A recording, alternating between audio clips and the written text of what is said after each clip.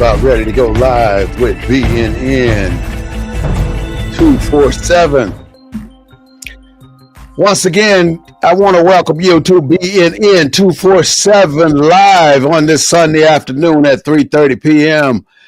Happy 4th of July weekend, but this is a discussion about the whole event of the 4th of July weekend. For some reason, we seem to have celebrated this day as if it is the day that we earned our independence from somewhere. Excuse me. So what I want to do today is take the Declaration of Independence and break it down to a level where we have the understanding of Black Americans and what we need to know about this Declaration of Independence. It is so different than what we thought it might be. It is something totally different. And I want to take it and give you the reasons why they came up with such a document to represent the United States of America. And it is basically the first document to say that this is who we are and this is why we are represented on this continent. So without further ado, this is Brother War Smith-Bey, the founder and host of BNN 247, the Black Information and News Network, coming at you live from a Black perspective, broadcasting every Sunday at 3:30 p.m. And I signed in a couple of seconds early, but I did that for a reason, so I can get the right introduction out. It usually takes me a while. We don't own the rights to the music, but we do own the rights to what we say.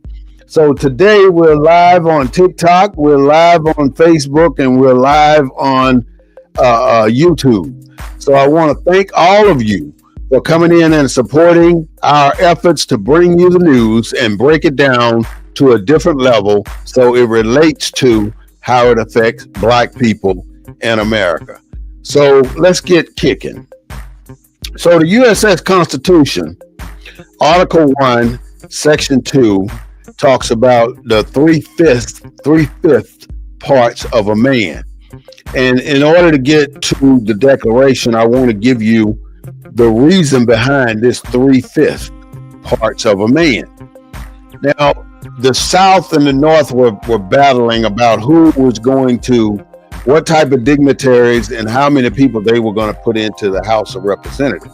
And that was a problem, because if the South was allowed to count the slaves, then they would have way more of people in Congress and in the House of Representatives to represent the US of A, which means by far they would have won over everything that they were intending to win on slavery. So in order to level the playing field, the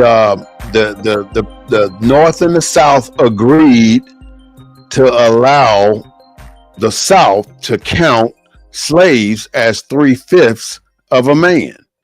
Now, even though at this time when they were counting slaves as citizens of their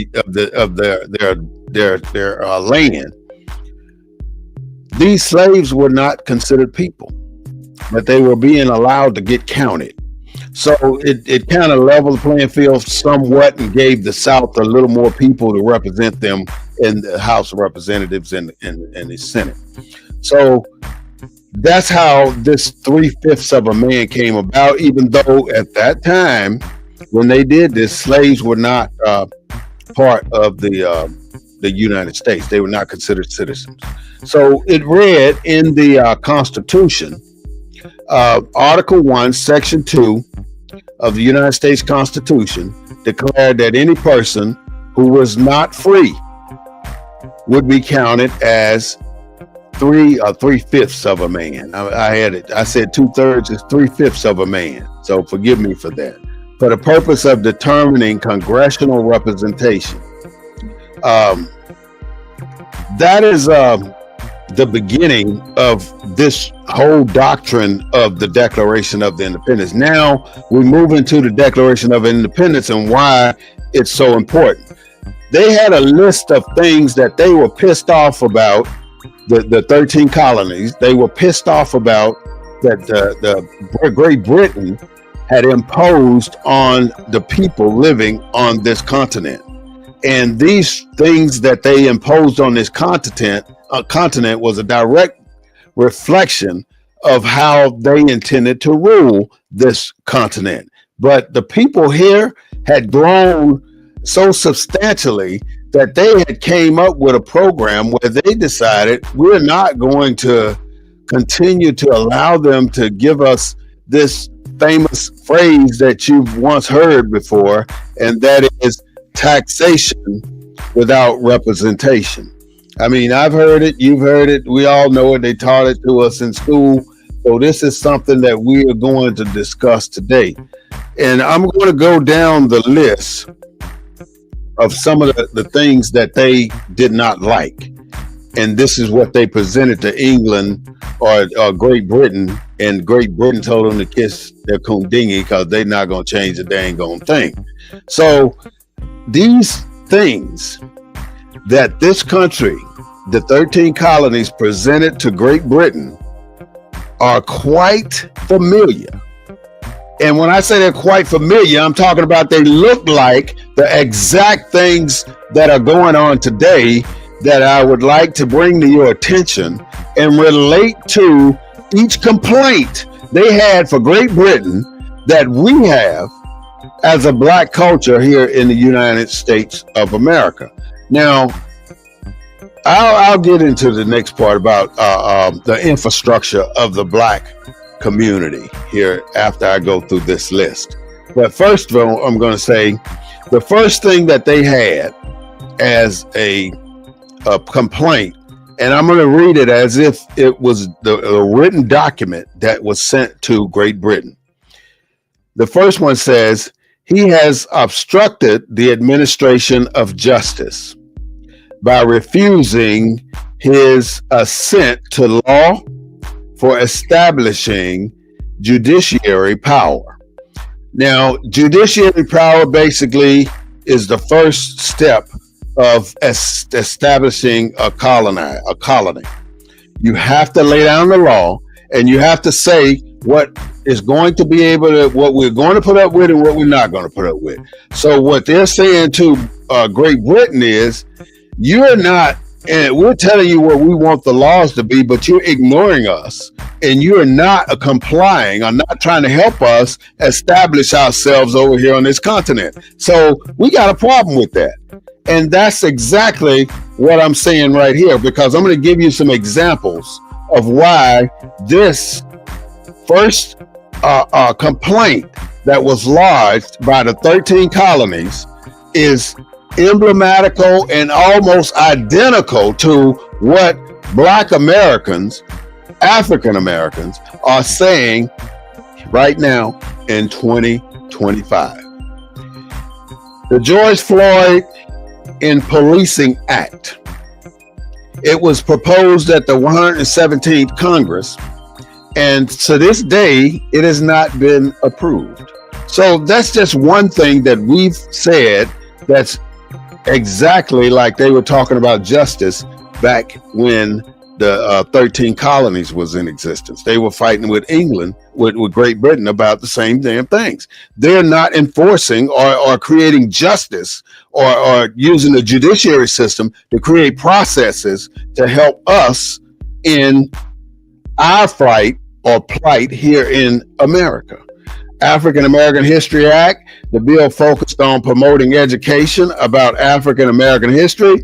Rather than promote African American history, they came up with several reasons not to promote African American history. First of all, they came up with the diversity,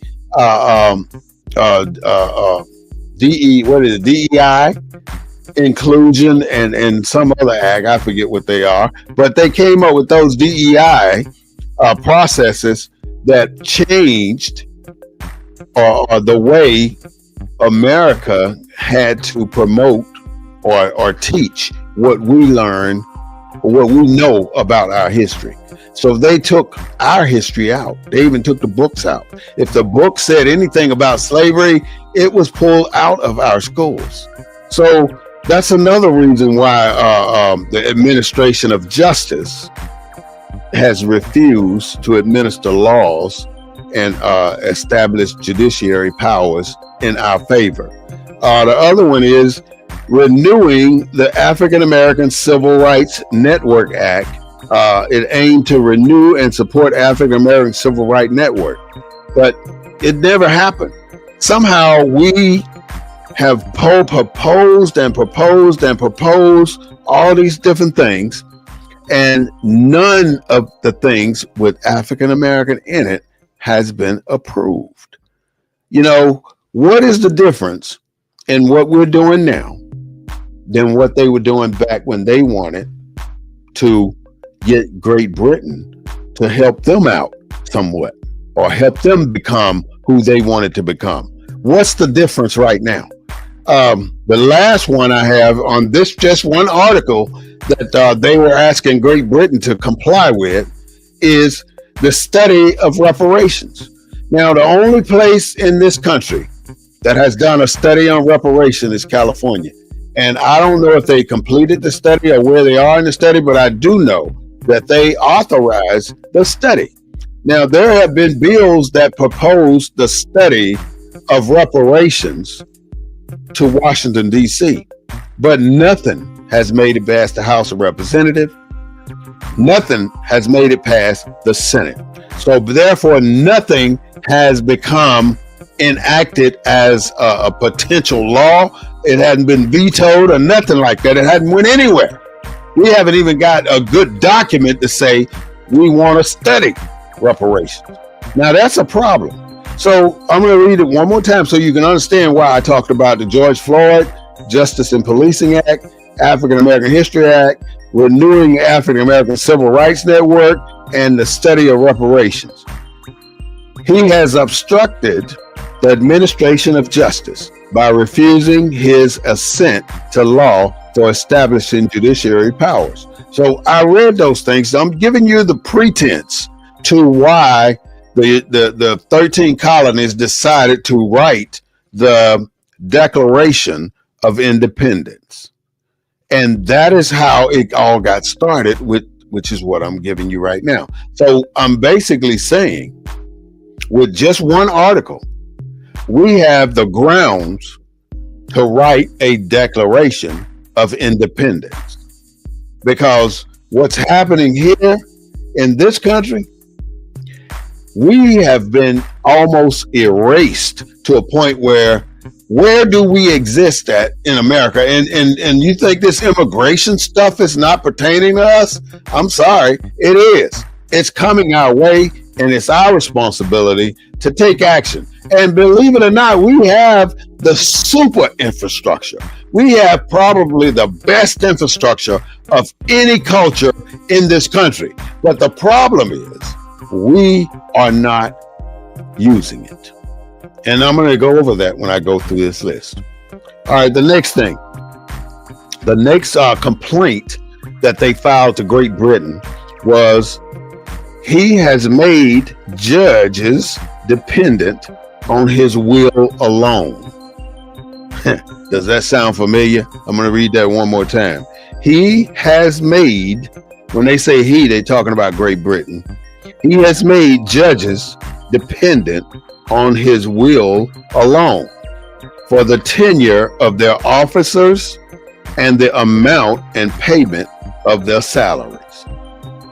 What do you think we're talking about right now? It's all over the news every day in the last couple of weeks or the last couple of months. The big, beautiful bill. In other words, we call it the big, ugly bill. Because when you're talking about Medicaid, you're talking about Social Security, you're talking about SNAP program, which consists of the school lunch programs, the nutrition program, that's what that is.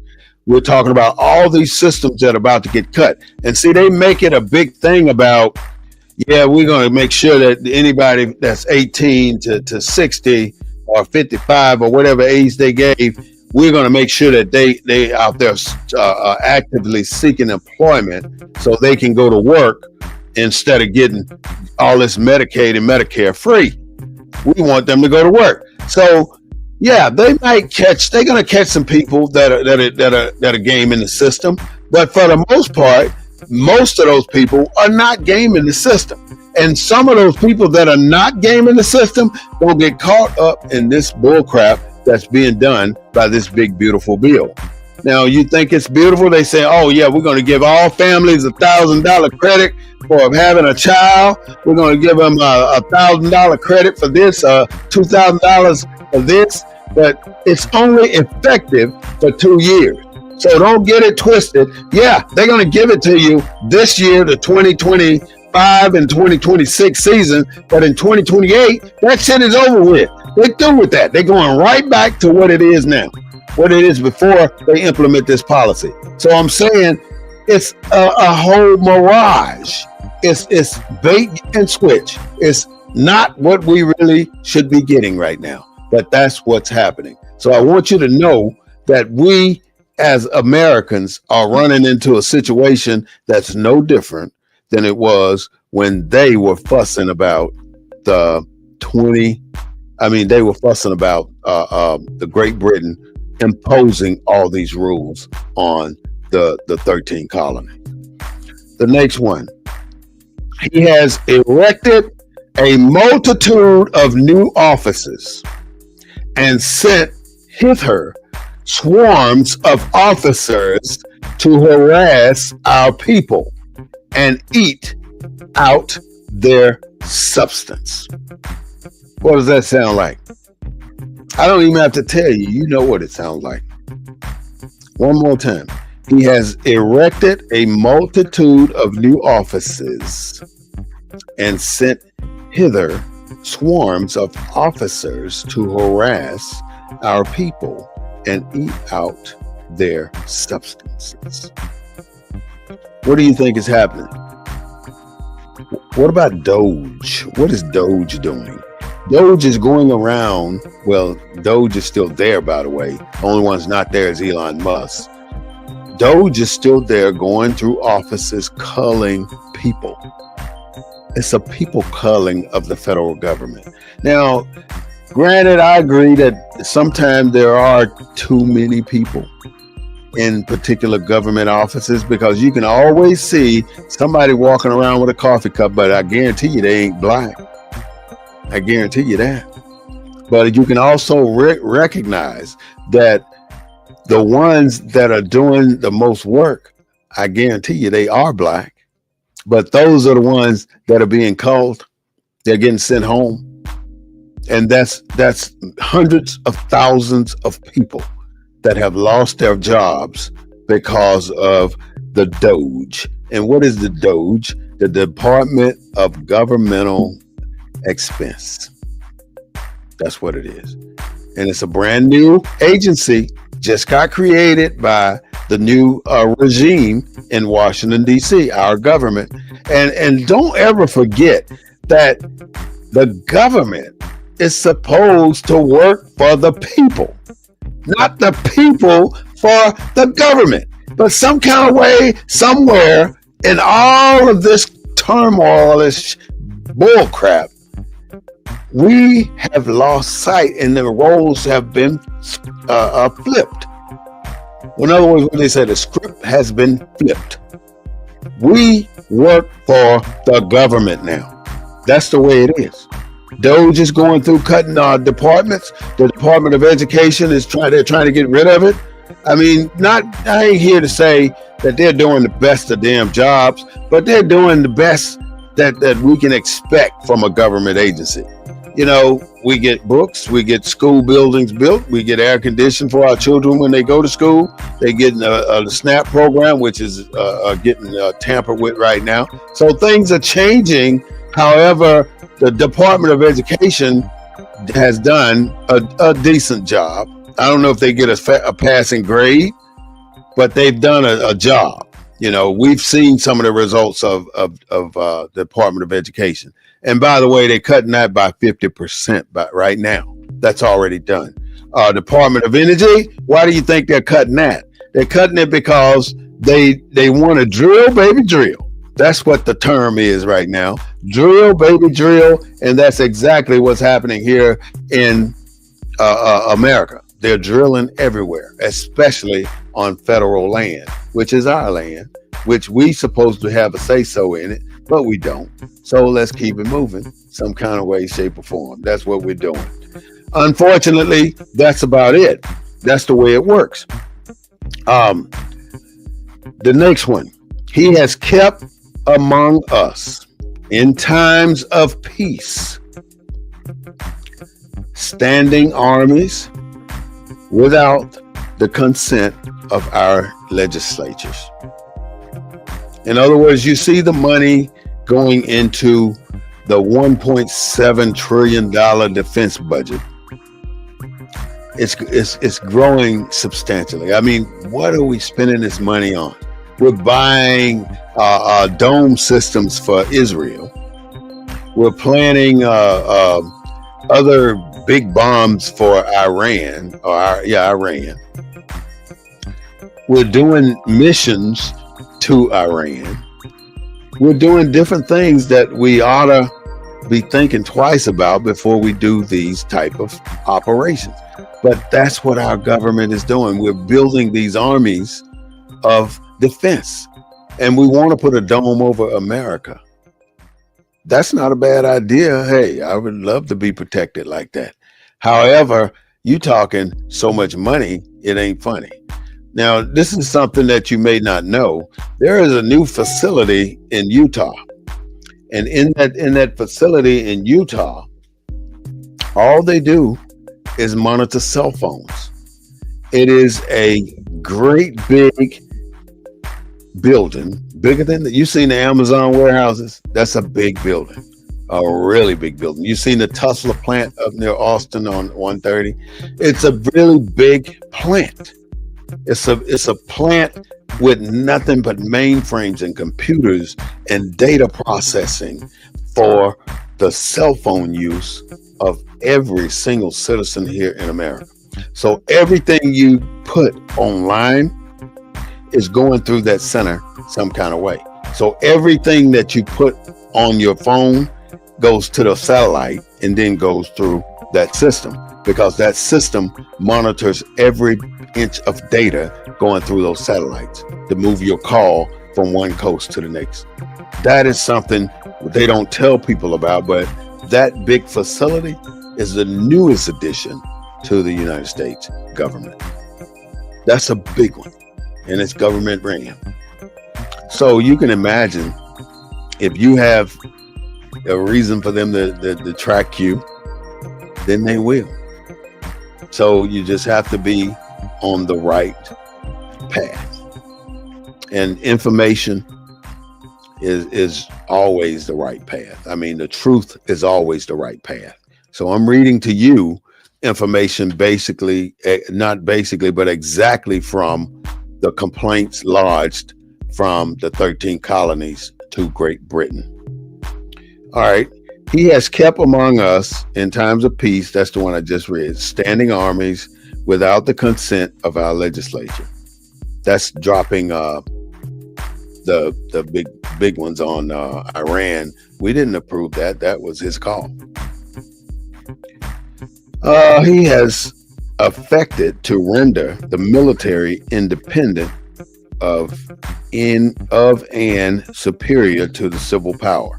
A civil power, you got anything under 30 days. The president has authorization to authorize. He can send soldiers any way he want, but he can only do it for 30 days without Senate and the House approval.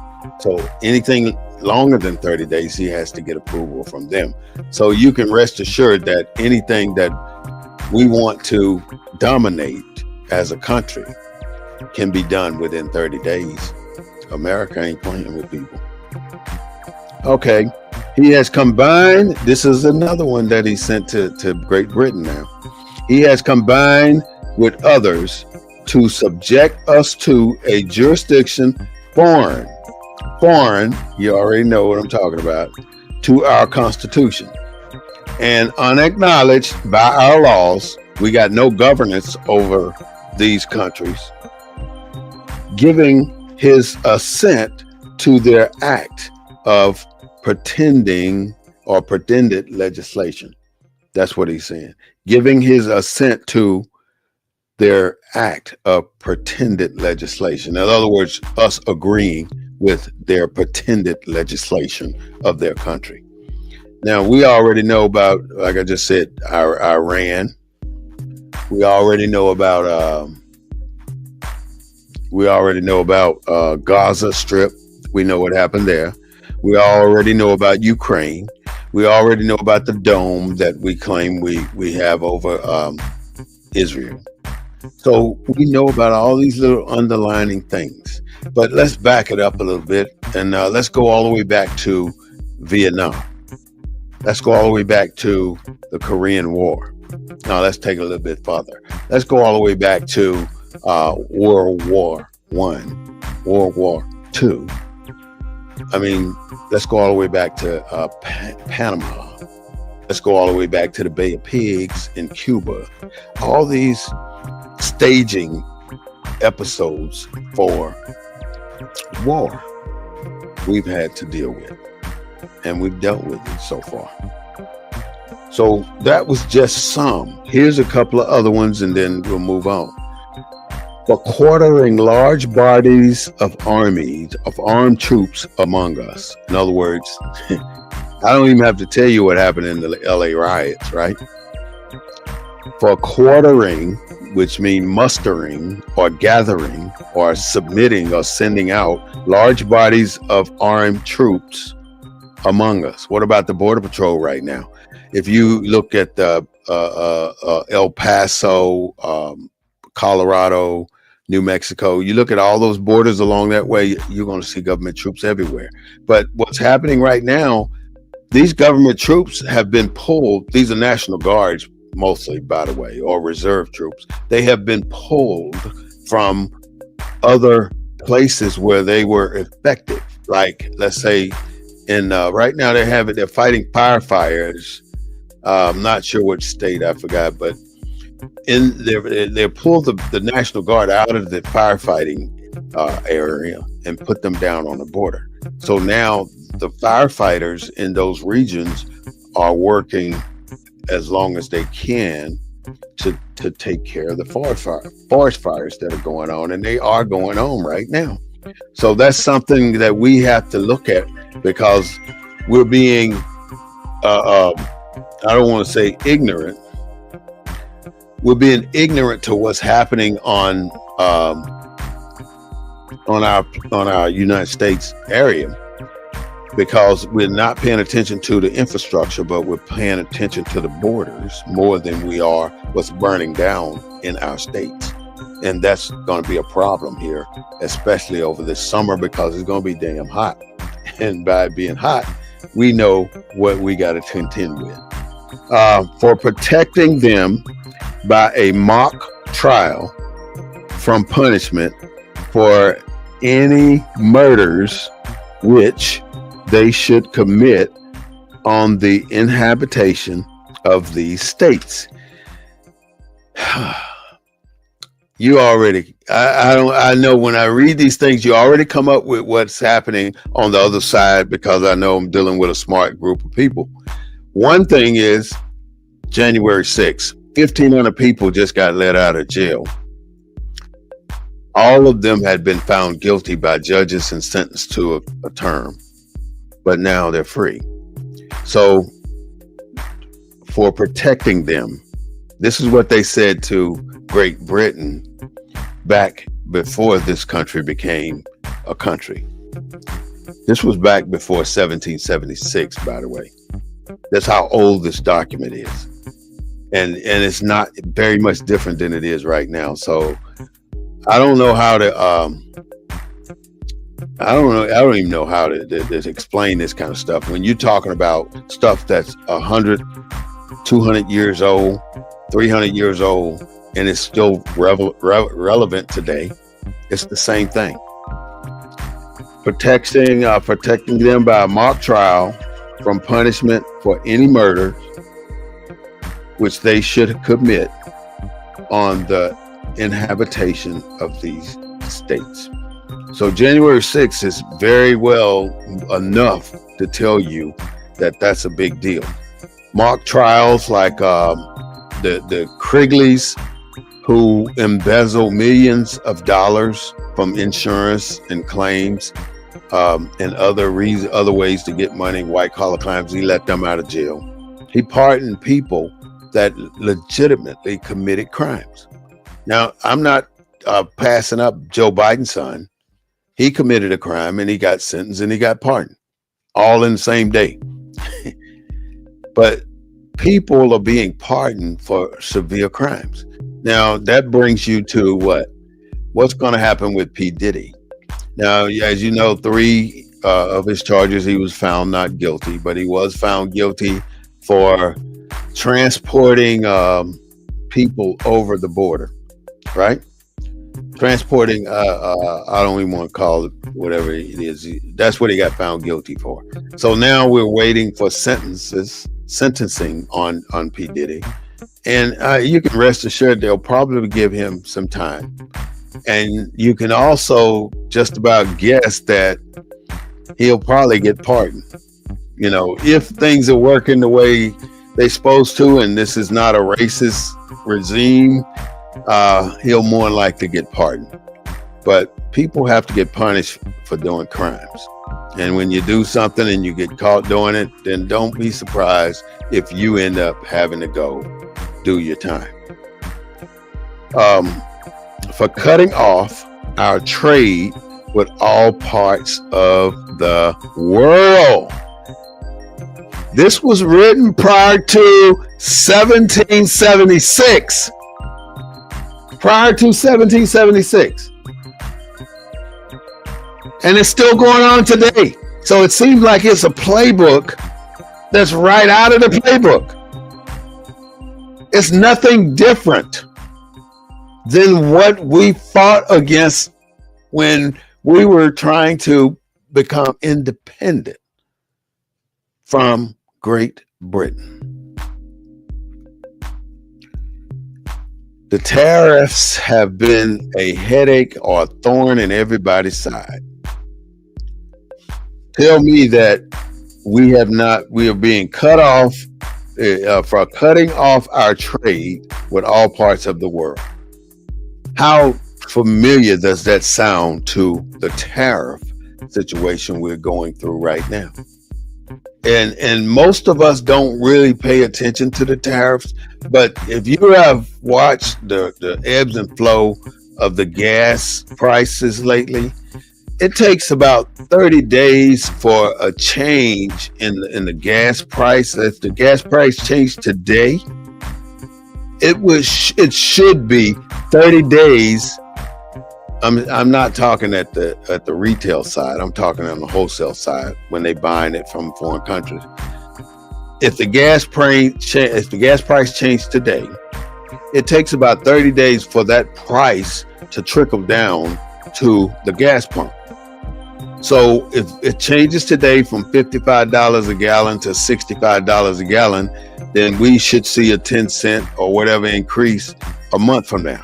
But the way it works in America, when anything affects the price of our product that we use to survive in America, it immediately goes up.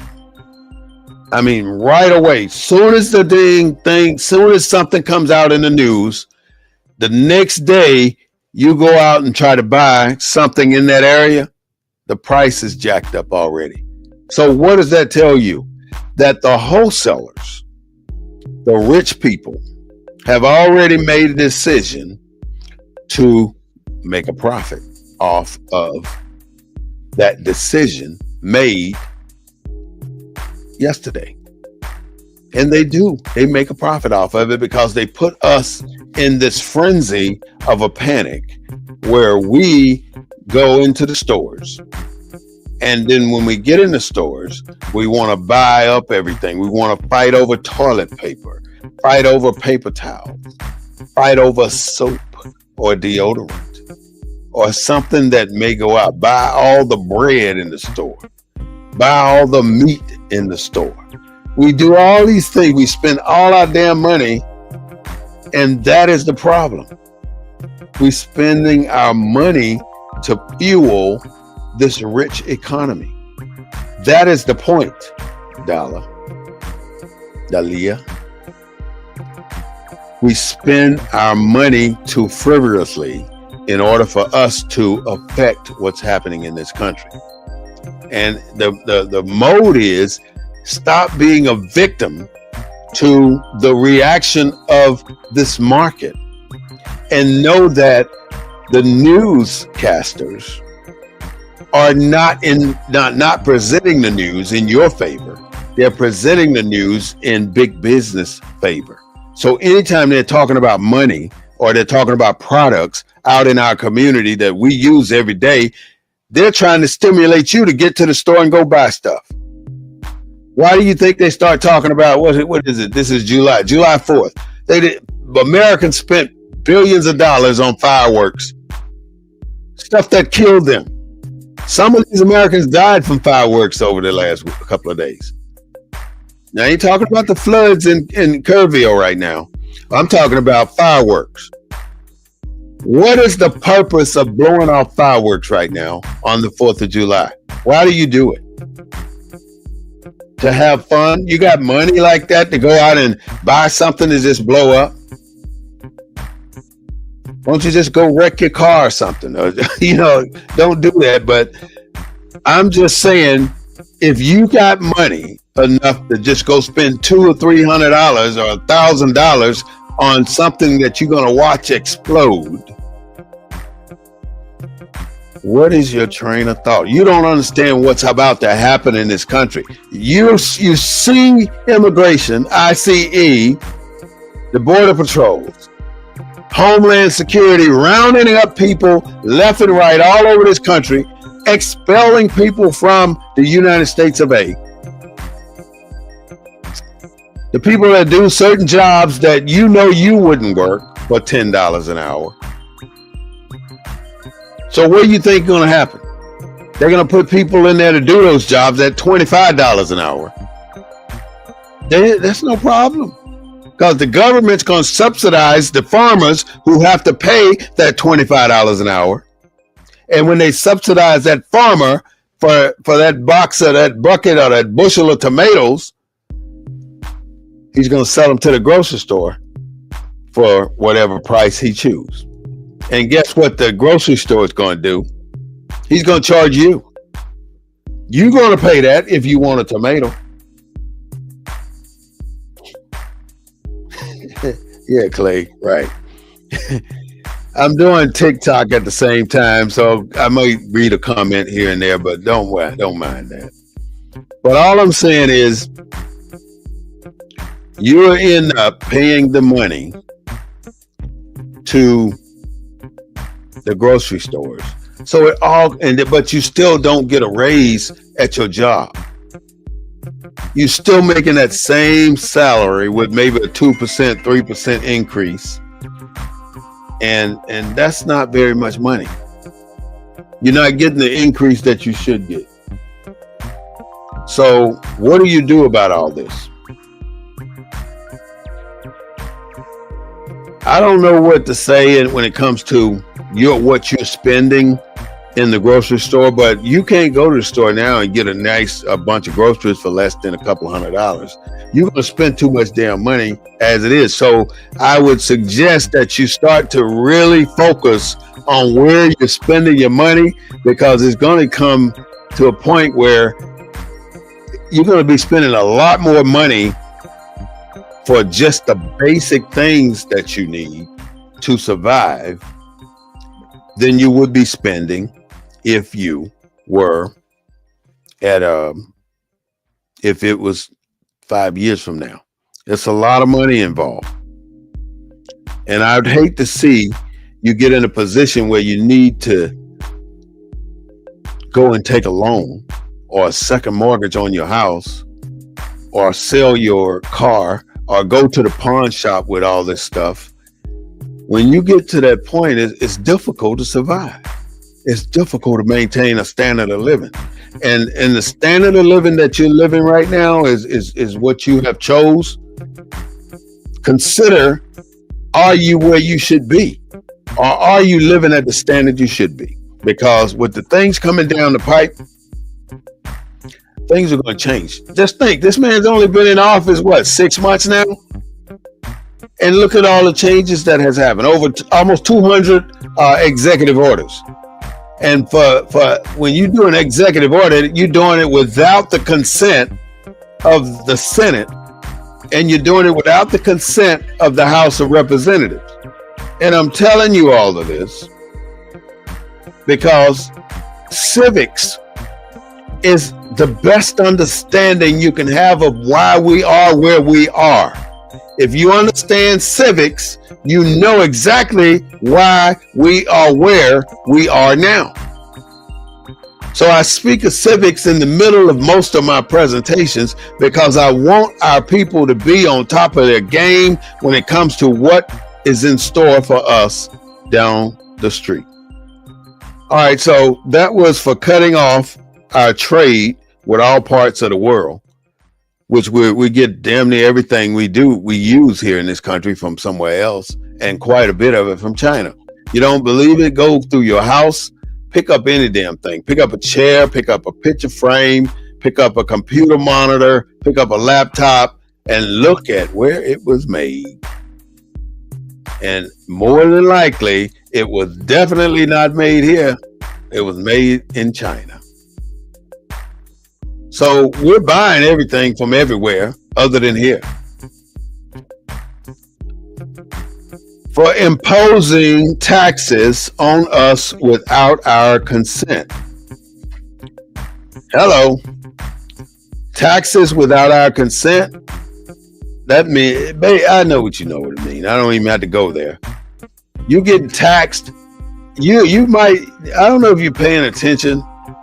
By the time you get $1, you have spent 56 cents of it on taxes. By the time you spend it. So look at the overall picture of what you're spending. Everything you buy, you get taxed on. You get taxed on your money before you even get your money. You work 40 hours plus that week if you're full time. And before you get your check, you paying somebody off. Why is it that you got to pay the government before you pay yourself? And the government ain't did shit to earn your money. They ain't did nothing for you.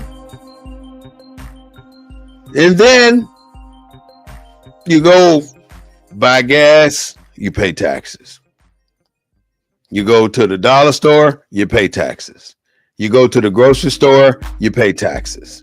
You go to Walmart, you pay taxes. You go buy a car, you pay taxes. You go buy your tags for your car, you pay taxes.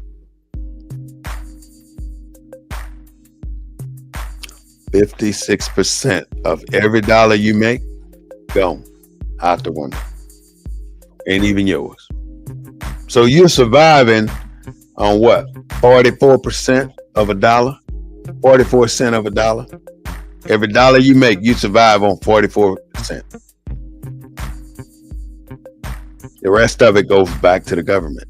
And that's not even including the money that they took before they even got to you. I talked to a guy the other day in one of my forums. He was paying he's still paying $1,100 a month for health insurance. Health insurance, $1,100 a month.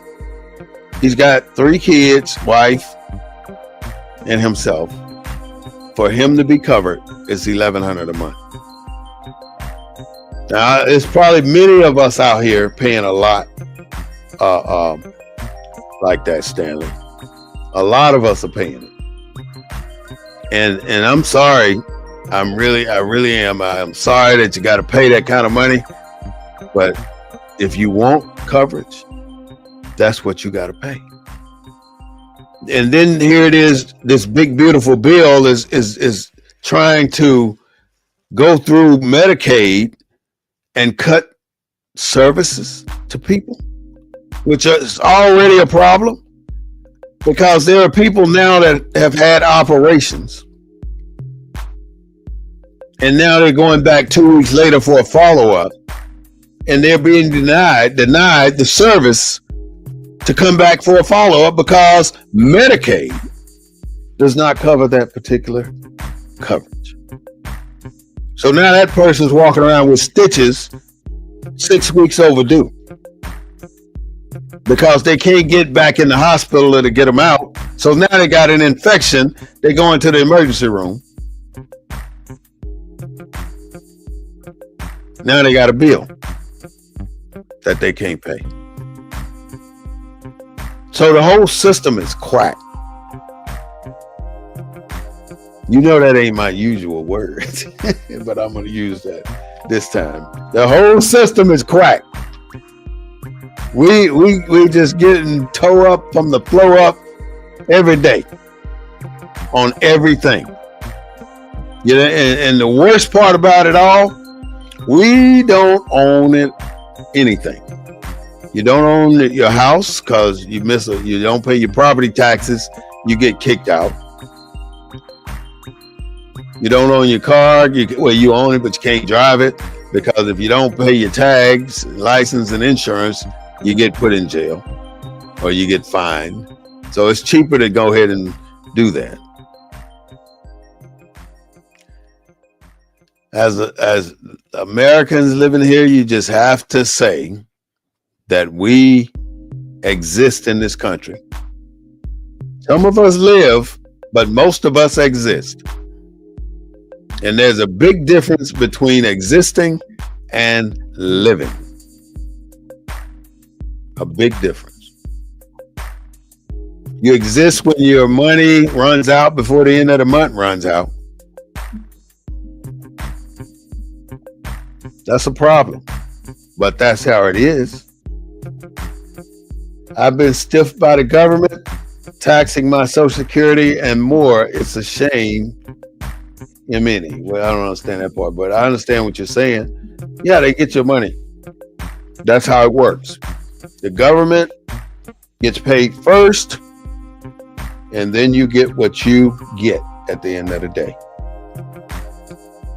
And let's see what else. The last one I have here. Before I go to the last one, don't forget the tax benefits to the rich, because the rich, they're getting paid, and they're not paying their proper share of taxes. And why should they when we allow them to not pay their share of taxes? For depriving us, in many cases, of the benefit of trial by jury. Habeas corpus. Habeas corpus. Habeas corpus basically says that we have to be afforded the due process of law. The due process of law means that you are innocent until proven guilty. But the Supreme Court just approved the president to send people to South Sudan.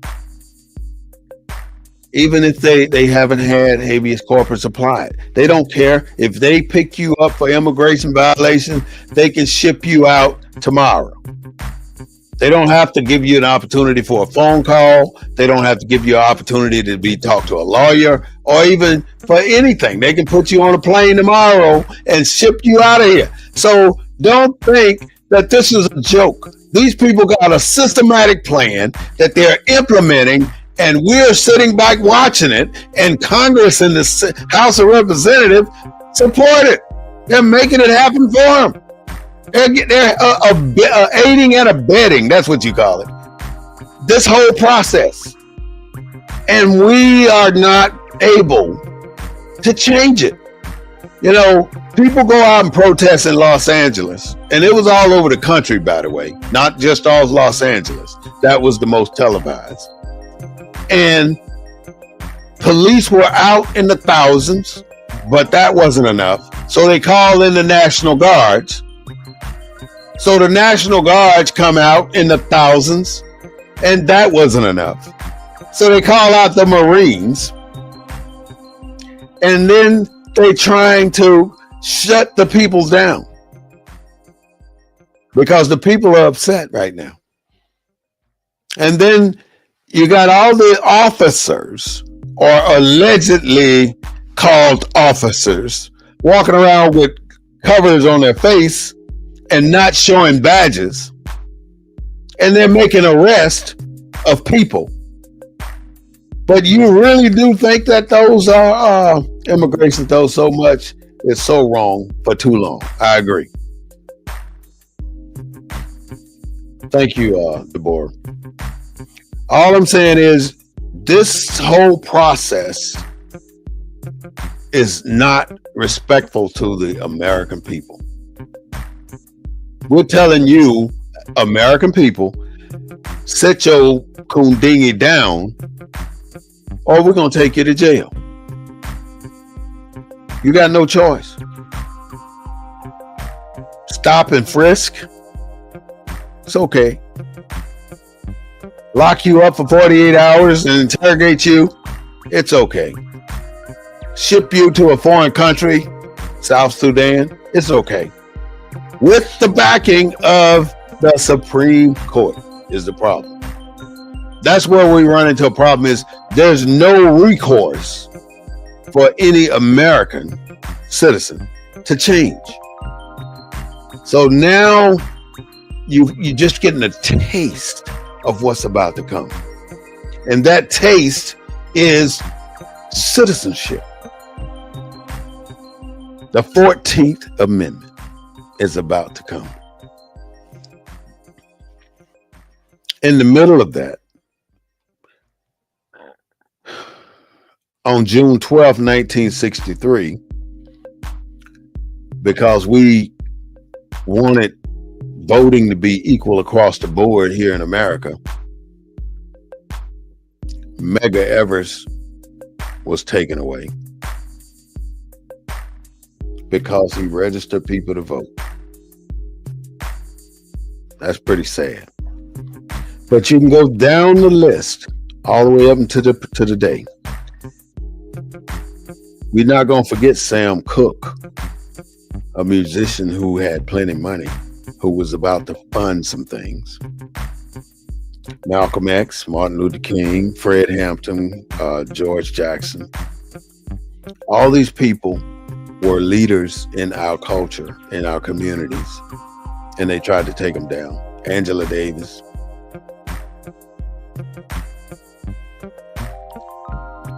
Every last one of them shut down. The organizations shut down. Everything shut down.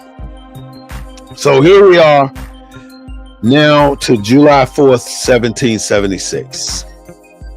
Now we're at approximately 250 years later. It is said that if you do, a country stays in power for 250 years, and then they start to decline. We are right at I think next year It's 250 years. This year is 249 years. We've been who we are. We got another year. And we got the right one, baby. We got the right one. Yes, we do.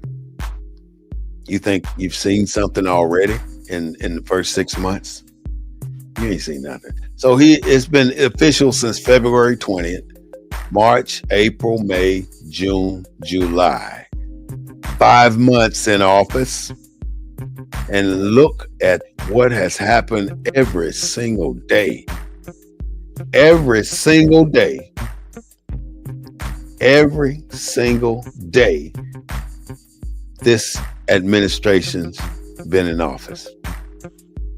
Turmoil, chaos, confusion. All these things have been part of our daily existence in this country. And if you are not strong up here, you can succumb to the turmoil, the confusion. You can fall for it, and you can lose yourself within it. My recommendation for you, you understand what's happening here, but you don't allow it to go to your job. You don't allow it to go in your household, and you don't allow it to affect your mentality. Stay focused on what you as an individual need to do, and that is to stack your money right now, because what's coming is not going to be pretty for you, nor it's going to be pretty for me. So I advise every single one of you to get smarter on what's happening in this country. I advise every single one of you to stack your dough, because this frivolous spending that we do, like nails, hair, rims on a car, stereos, stop all that shit. Stop it. Because it is not taking you to the point you're going to have to be at. It's going to take you down if you continue to let yourself fall victim of giving these people your money. The objective of every business in America, there's only one objective in every single business in America. I don't care what that business is. It can be from lawn care or to surgery in the operating room. It's to separate you from your money. And if you fall victim, then guess what? You're going to be separated, brother and sister. Stop allowing them to do that to you. You know, I've been victim, but I got smarter. And I started to look and see what's actually going on in this country.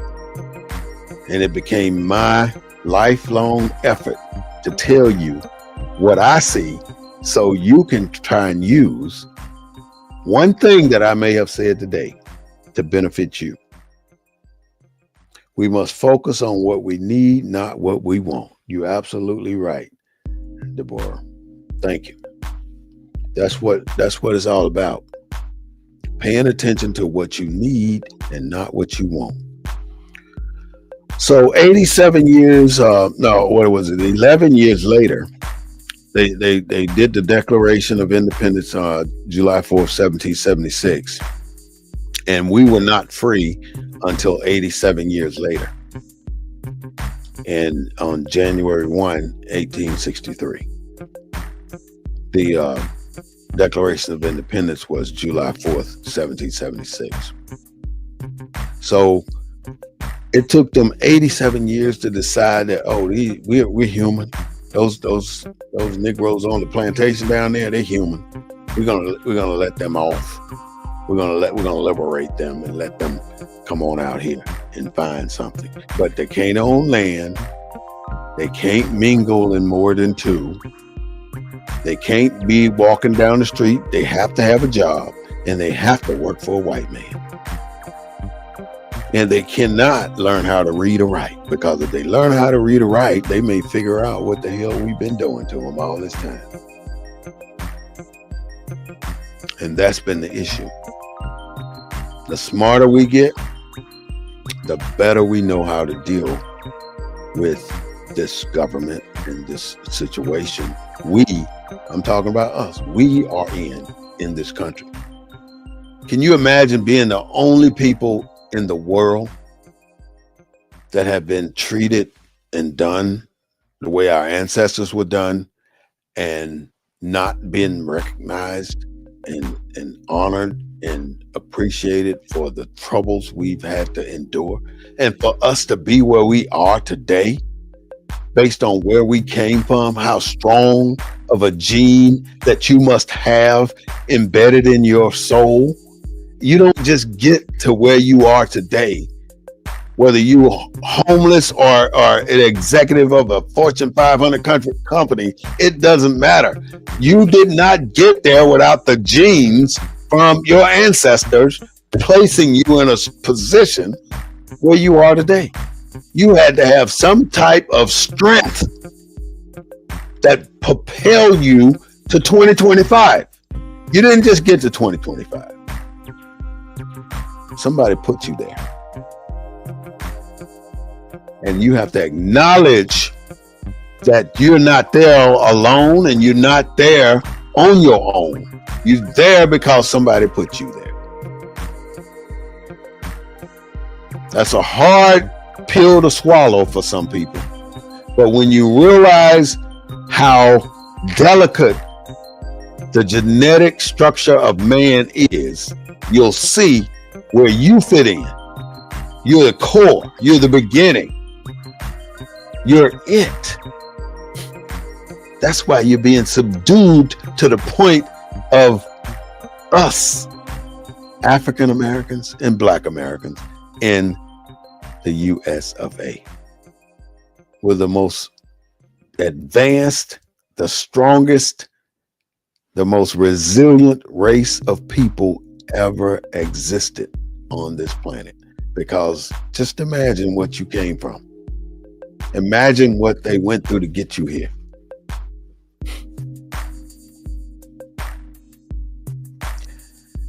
That New York mayor candidate, what's his name? Zoran Monogram or something like that. Donald Trump has threatened to arrest him if he doesn't do what he's told. I'm sorry to be laughing at you, Trevon. You said Donald Trump is the son of Jesus. How about we all just Americans quit dividing us by color? Yeah, I would love to quit dividing us by color, but it's impossible with people like you. The one that just made that comment. It's impossible to stop dividing us. We didn't ask for the divide. We don't divide. You do. You're the one who took the audacity to put up a colored water fountain and a white water fountain. Who in the hell would put some shit up like that? First curse word of the day. Apologize. Who would put that up? Who would set two separate water systems in a city where the white people get one set of water and the black people get another set of water, which is contaminated, which causes cancer? Why would all the black people houses be built on the garbage dump where they all die from cancer? All die from cancer. I know cities right now where every person in there that passed away died from cancer. I do. All right, I got you.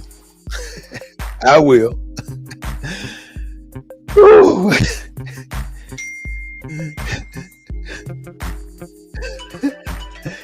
I got you. I'm just saying, you gotta realize that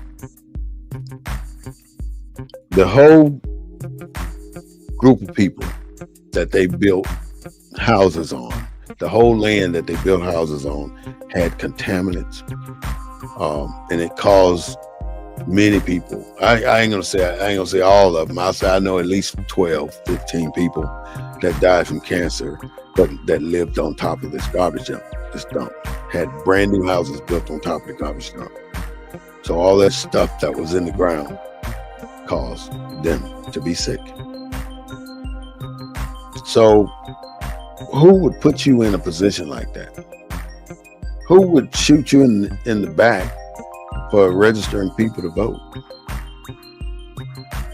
You know, Medgar Evers' brother, Marlon Evers, I think, he became the mayor of the city, and he boycotted the entire city, and he shut all those businesses down. Black people would go to the next city to shop. And I mean, that was something that they had me doing too. I had to go to Greenville in order for me to get, I had to go to Greenville in order for us to shop, because we would bypass little bitty towns to get over there so we could shop, because that was the only black friendly town to shop in. So all I'm saying is we got to figure out this whole thing, and the only way you're gonna figure it out is to start thinking about it and looking at it and believing in what you find out, because it's the truth. It is the truth, and you're not just gonna pick it up without paying attention. And most of us we go through our day doing our thing, being the people we are, being the good people we are. And we end up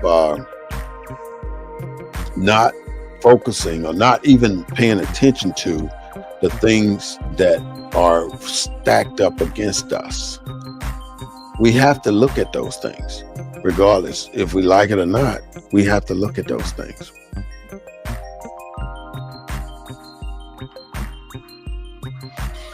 The Declaration of Independence. That is a day that I look forward to every year. And I want to be clear. I want to be clear that this is not about trying to bait what they call race baiting, or to create a division in black, white, indifferent, because we all are human beings and we fall under one God. And that's the bottom line. And it's our people that are willing to be inclusive. We want you to come to our dinner. We want you to come to our barbecue. We want you to enjoy our fellowship. But the moment we come to your fellowship sometime, we get ostracized. There's a law in Georgia, I don't know if it's still on the books or not, but it's that if a black person walked in this church, that's a 1-year jail sentence, just for being black. Now, we didn't write that law. We didn't put that law on the book. It's a process in this country that we are working towards getting better, and we're going to get there. At the University of Pennsylvania, there's been an issue going on that need to be addressed as well. And that one high being is the only one we can straighten this out. I would love to straighten it out, Cindy. I would love for us to walk out one day in our driveway or to our podiums or wherever we go and say, from this day forward, no man is above another man. Just like the new mayoral candidate in New York says, there should not be any billionaires. You know, you're sitting on $1 billion or $1 trillion, but you got people in America starving right now. Then you got all this money like Oprah. Then you go to Africa and build a school when you from the poorest part of Mississippi. You're right. She ain't talking about me. She shouldn't be talking about me, at least. I'm talking about God too. You should understand that that these people with all this money, there's so much that can be done because they're not gonna bury that money with you. And Oprah ain't got no children. And don't get on me about my word children. Well, go on, Trevon. You worth that kind of money. You should spread it around and get all of us worth $64 million. You know, it's a good thing to have a lot of money, but you ain't gonna get buried with it. And if you got grandkids and grandchildren, let them spend it because they damn sure will. And that's something different. But I was gonna go to the University of Pennsylvania. They had a track meet, and they had a transgender guy who ran track. And when they had the meet, he won first place. So Donald Trump threatened them to not fund $175 million to the University of Pennsylvania if they allow this young transgender guy or girl, I don't know how to address him or her, to keep that medal that he won. So the university just announced today that they are rescinding his win.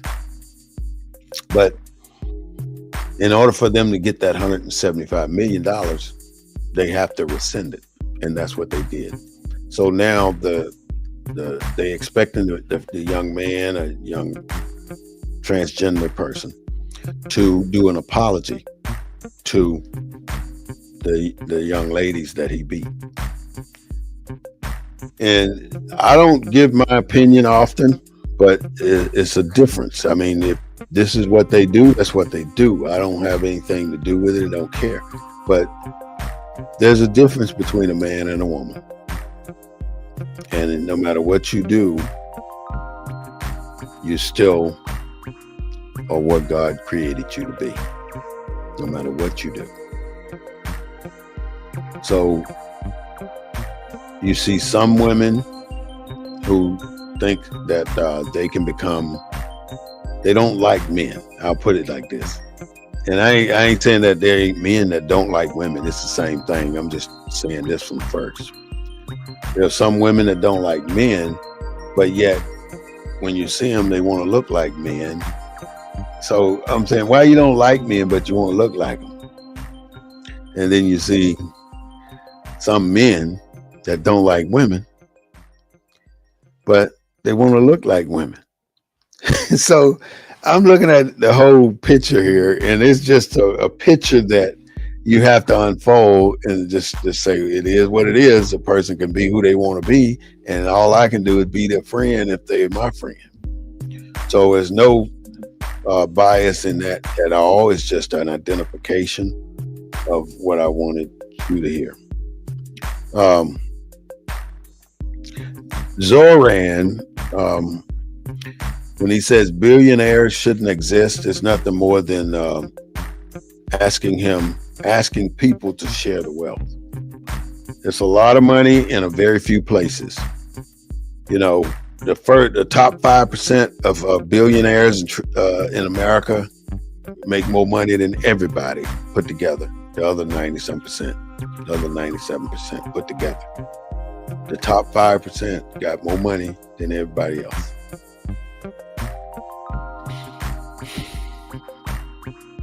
As a descendant of a person who was held in captivity on the plantations before 1865,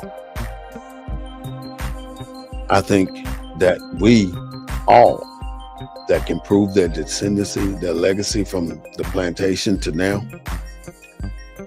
should be compensated for what our ancestors did.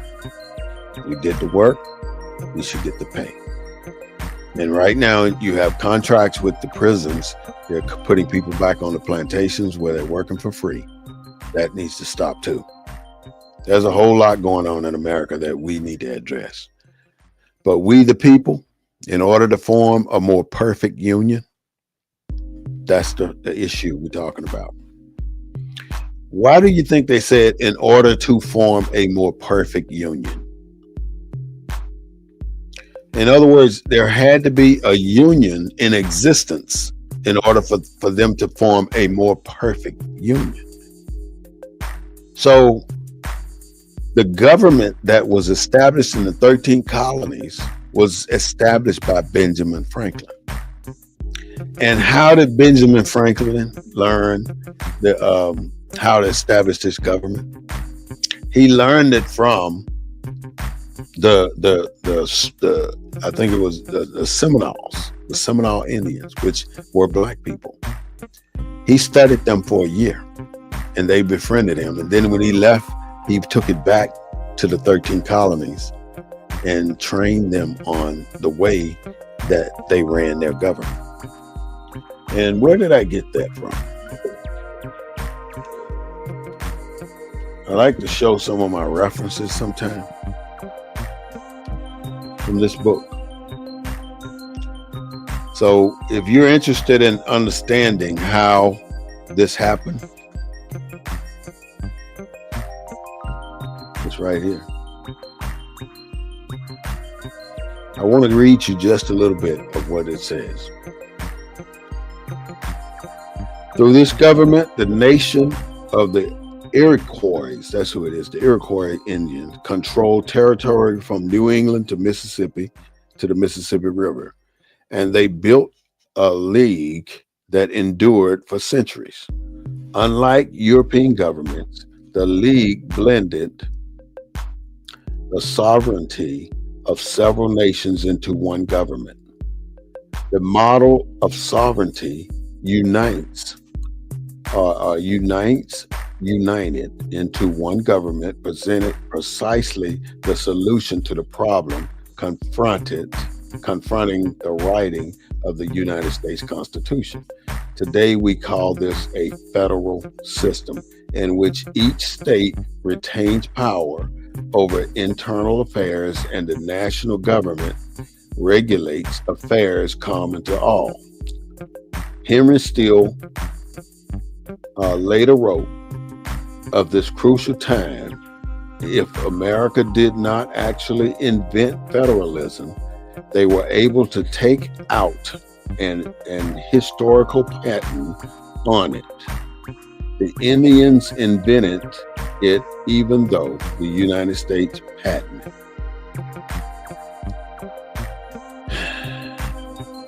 He spent much of his energy studying the Indians and their way of life, and that the Delaware nation adopted him as a full member.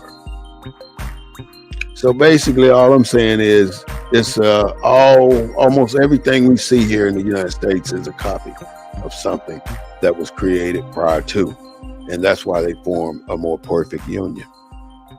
And the next line would say, we all are created, all men are created equal. When they made that statement, all men are created equal, there was no implication to African Americans or slaves. None. Or blacks. So when, at what time would that apply to the black man or the black woman? And the answer is no time. Because if you take the black man and the black woman and you do an analysis on where did they come from and how did they get here, at what point in time did you become a citizen of the United States? And you want to say, well, the 14th Amendment gave me citizenship.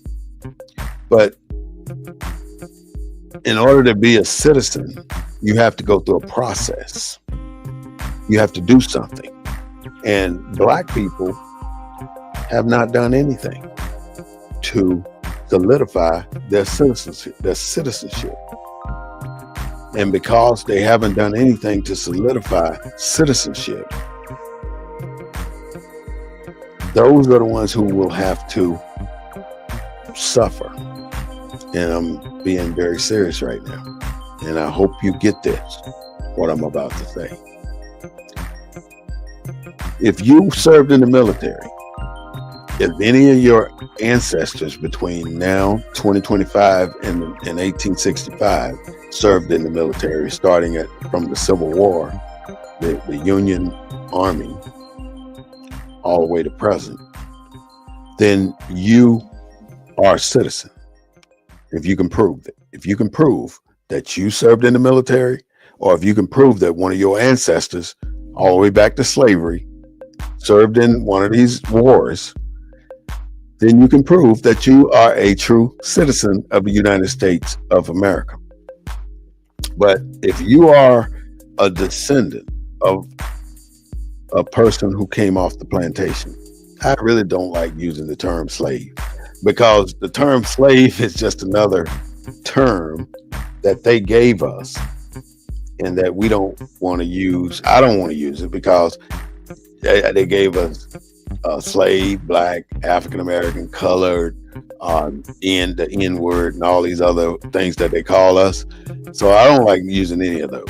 Anyway, the military people that can prove that they had an ancestor or that they served in the military, they don't have to worry about the deportation stuff that's going on, because they can show that they have a lineage of military service. In other words, somebody took what they call the oath of amnesty. And if you served in the military, think all the way back to the very first day when they called your name and told you to step forward. And when you stepped forward, you went to another room and you took the oath of amnesty. Yeah, you may not have paid attention to that, but that particular moment that you just accomplished was sent to the Department of Interior. That's where your name is recorded for taking the oath of amnesty. Every person that has ever taken it officially is in that office. That is what we need to confirm, because if you can't confirm it. You can't confirm that one of your ancestors took it. And everybody that's a descendant of that person that took the oath of amnesty is a true citizen. But you have to prove it. You can't just walk all the way back to slavery or when you were liberated, when your ancestors were liberated, and say, yeah, they told us on the 14th Amendment that I'm a citizen. No, it didn't. Abraham Lincoln even said, you got to do something. But see, America didn't offer this opportunity to us when we were liberated off the plantation in 1865. They did nothing, not a single thing for us when we walked off the plantation. And because they didn't do anything for us, we had to figure it out on our own. And thus you have your Black Americans today. And don't think we got created the way we're the way we are because we're the way we are. They blocked us every step of the way. That's why we have some of the issues that we're dealing with this day and time. They blocked every progression we made. That's why you can read in history all the beautiful things that Black people did, but they have nothing to do with it now. Nothing at all. No royalties from anything that a Black person did 100, 200 years ago. Nothing. Because we created it, they patented it, made it theirs. We created it, they patented it. We created it, they patented it. Even today, rap music, don't get it twisted. We created it, they patented it. Black people come up with anything else, like BET, we created it, they patented it. Everything. So all we can do is continue to do as we do. But for that citizenship thing, don't rely on the 14th Amendment, because it's about to be changed. And when it's changed, many of us are going to be left out. And like I said, when we were liberated in 1865, January 1, we walked off the plantation with nothing but one thing. And ask yourself this on this beautiful Sunday day. Why did they allow you to walk off the plantation with the religion that they made you learn? And why that they allow you to build on that religion and not anything else. Because I'm almost certain that our people, when they walked off the plantation, I'm glad you do know, Mimey. I'm glad you know now. Why would they allow you to walk off the plantation with your religion and not revert back to what you practiced before you became a slave? They could, there's no way they could have wiped out every single ancestral thing you came to this country with if you came here that way, because there were millions of us here already. So you can't just wipe it clean. You can't wipe a person's memory clean and expect them to be who you want them to be forward. You develop other ways to implement the things that your traditions that you brought from your ancestral land in a different way, but it's the same thing, but you have to present it in a different way, because if you presented it the way you had it when you were in your ancestral land, then you would be killed for that. Think about Kunta Kinte when he was hung up and was beaten because he wouldn't call his name as Toby. They had to separate you from your history. And then when you separate you from your history, I could train you up to be anything I wanted to be. The same doctrine is used in the military. What happens when you go to boot camp? They run the DODO out of you and they beat you down mentally. So you forget about the streets. You forget about the family. You forget about everything that you came there with. And now when they got you at your most vulnerable point and lowest point in the military, then they start to build you back up. And they build you back up to what they want you to be, a soldier. And some people get built up as a soldier so strong where they know nothing else. They don't want to hear nothing else. They so stuck on this particular tunnel vision of being that soldier that they forget everything that they came there with. Some people go to that level and some don't. And if you don't, you end up like me with 5 Article 15. A lot. For being hard-headed.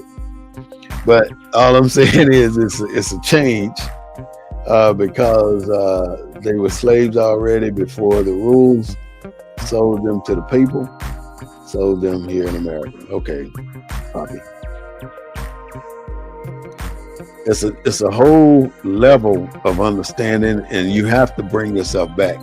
And I don't know if you remember this movie where they would kidnap black people and take them down to the basement and show them all the good time movies and try to make them act black again.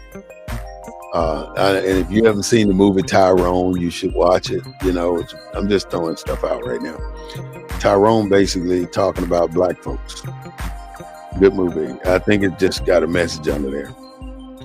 Anyways, your ancestry did not afforded the opportunity to take the oath of amnesty when they walked off the plantation. But when the Confederate soldiers wanted to be reunited into the union of this country, when they would not allow them to reunite with the union until they took the oath of amnesty. So at the same time they were liberating slaves off the plantation, they were admitting the